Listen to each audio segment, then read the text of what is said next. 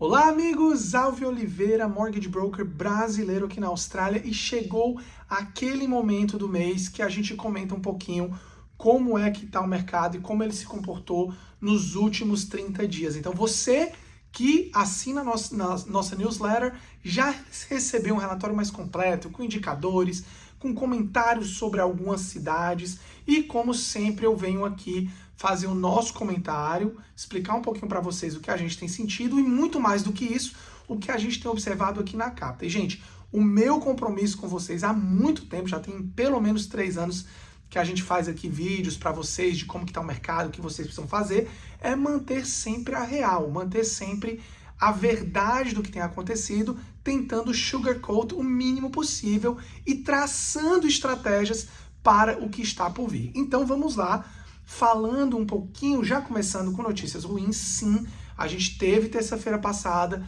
mais um aumento de 0,5%. Historicamente, todos os principais bancos passaram os aumentos que vieram 100%, então não espero que seja diferente. Eu acho sim que os bancos inicialmente vão passar 100% do aumento. O NEB, inclusive, já passou hoje esses aumentos.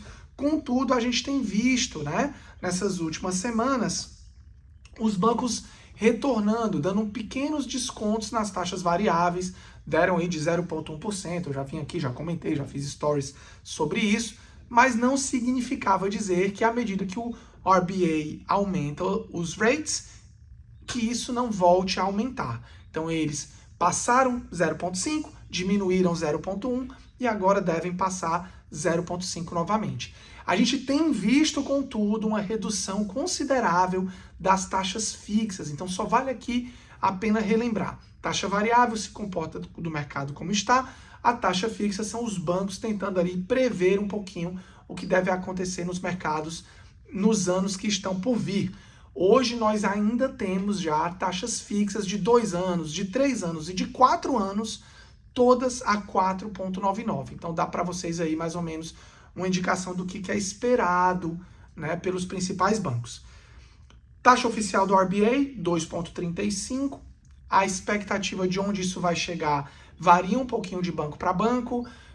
O ANZ acredita que deve chegar até o fim do ano em 3%. O NEB é um pouquinho mais otimista, acha que vai parar em 2,85%.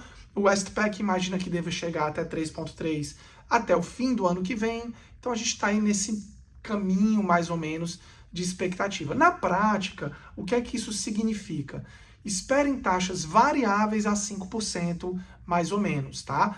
Quer seja nos high fours, 4,8, 4,9, ou nos low fives, 5,1, 5,2. Então é por isso que eu falo, quando você estiver analisando tua estratégia, vê se você quer seguir com a onda, seguir na flutuação, ou se você prefere garantir por um determinado período. 1, 2, 3, 4, 5 anos, aí vai depender da estratégia de cada um, ou do medo de cada um, tá? Lembra, para os mais conservadores, fixa aí por 4 anos e fica tranquilo e tenha certeza que a tua taxa não vai mudar. Não existe certo ou errado, existe a estratégia de cada um.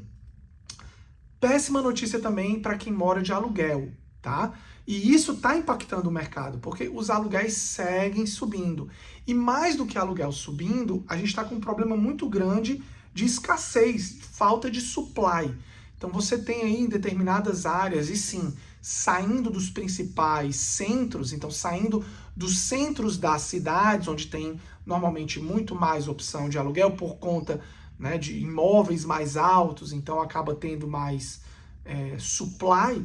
Quando você vai para as áreas mais afastadas dos centros, onde você tem mais casas e townhouses, você tem uma quantidade de oferta bem menor de aluguéis, o que faz com que o preço do aluguel suba.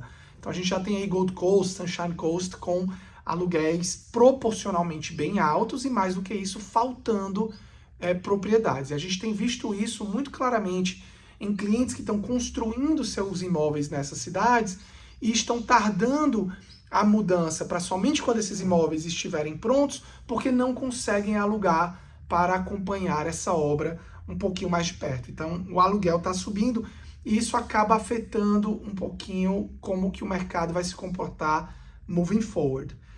Eu já falei antes, desculpa, estou olhando para baixo porque estou pontuando aqui alguns assuntos, mas eu já falei antes e para mim, oficialmente, estamos num buyer's market. Por que eu falo isso, tá?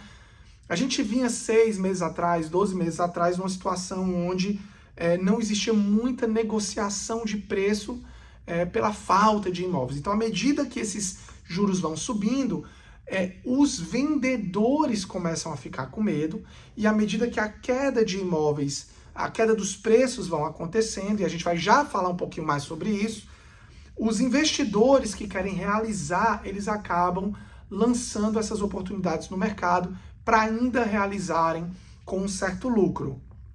Mas eu falo que a gente está num buyer's market porque eu já tive só essa semana 2 clientes que negociaram preços do que estava sendo pedido para o que de fato foi vendido, né? Então, um cliente que o pedido do vendedor era 730, fecharam por 700, pedido do vendedor por 640, fecharam por 609. Alvin, nossa, pegou um desconto? Não necessariamente, a gente tem que ver se o que estava sendo pedido similarmente ao redor da região, né? Se de repente esse pedido, essa oferta inicial estava muito alta e a gente de fato trouxe só para valores mais realistas. Pode ter sido, mas o ponto não é esse. O ponto é que negociação não ofende. Então você fazer, dependendo da tua margem de preço, pedir aí 5 a 10% de desconto, eu não acho que é uma ofensa para nenhum imóvel que está aí no mercado, tá? Quanto que vai ser esse desconto? Vai depender da região, vai depender da faixa de preço do imóvel. Eu já falei aqui antes, imóveis que são mais considerados imóveis de entrada, eles tendem a cair menos. Então, se você está em um imóvel de 2, 3 milhões, provavelmente você consegue negociar um desconto até maior, tá? Vamos falar na média dos últimos meses. Então, sim, as propriedades, a gente também já falou isso algumas vezes, está em queda.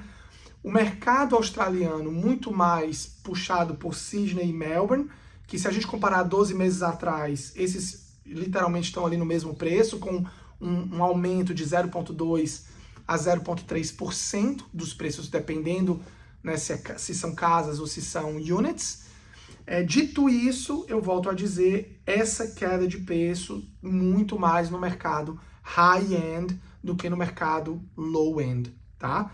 Isso a gente pode ver também com muita clareza se a gente vai para Brisbane e Adelaide, que são mercados mais acessíveis, que ainda estão performando entre 15% a 23% de aumento comparado ao ano passado. Então, ainda quem comprou no ano passado está sim experimentando um lucro de 23%. E isso pode e está sendo muito aproveitado para aquele pessoal que está querendo pegar equity para começar um portfólio de imóveis e tudo mais, tá? Vamos conversar um pouquinho sobre o que eu estou sentindo aqui na Capta. E a gente tem sim um volume de transação muito grande todo mês e um volume de reuniões muito grande todo mês, e que aí a gente consegue passar para vocês a real do que a gente tem sentido. E não diminuiu a quantidade, pelo contrário, a gente segue tendo um volume bem alto. Eu tinha sim, se a gente falasse lá em junho, julho, eu estava na expectativa que setembro, outubro a gente ia sentir uma diminuída, mas o que tem acontecido é o contrário. E isso tem acontecido por 2 grandes impulsionadores, vamos dizer assim. Primeiro, pessoas que estão querendo comprar o primeiro imóvel. O porquê disso? Porque os incentivos do governo não pararam. A gente ainda consegue comprar um imóvel com um desembolso relativamente baixo.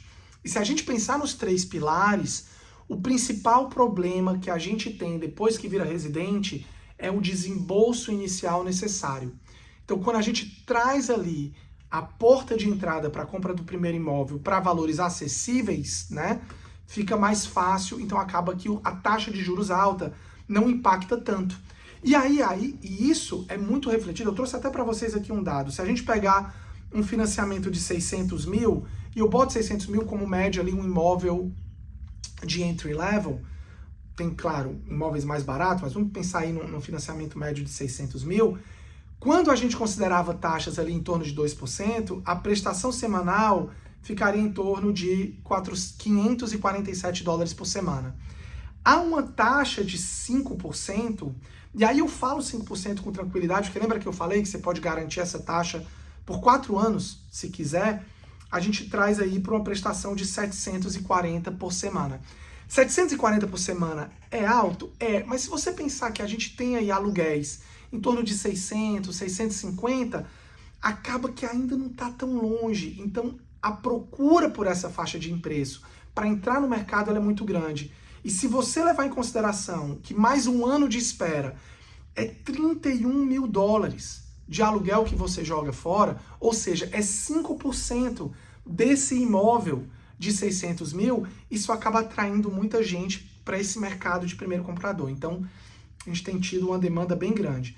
E a segunda demanda grande são a de pessoas que já compraram entre 1 a 2 anos atrás, os imóveis cresceram, valorizaram aí em torno de 20% e querem utilizar esse equity para absorver essas oportunidades de investimento que vão aparecer, né, no mercado. Então, pegar aí imóveis de 400, 500 mil, aproveitando a baixa taxa de vacancy, a taxa de vacância.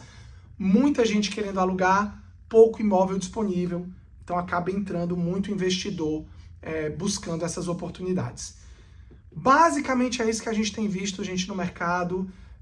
Estamos sempre abertos a novas perguntas. Fiquem à vontade de deixar teu comentário ou mesmo marcar uma reunião com a gente. É só entrar lá no nosso site. Você pode buscar um meeting, tanto para o teu primeiro imóvel como para o teu segundo imóvel. Vai ser um grande prazer te ajudar. Aqui na Capital nós somos Mortgage Brokers e a gente faz toda essa intermediação entre vocês e os principais bancos australianos. Um grande abraço e até o próximo vídeo.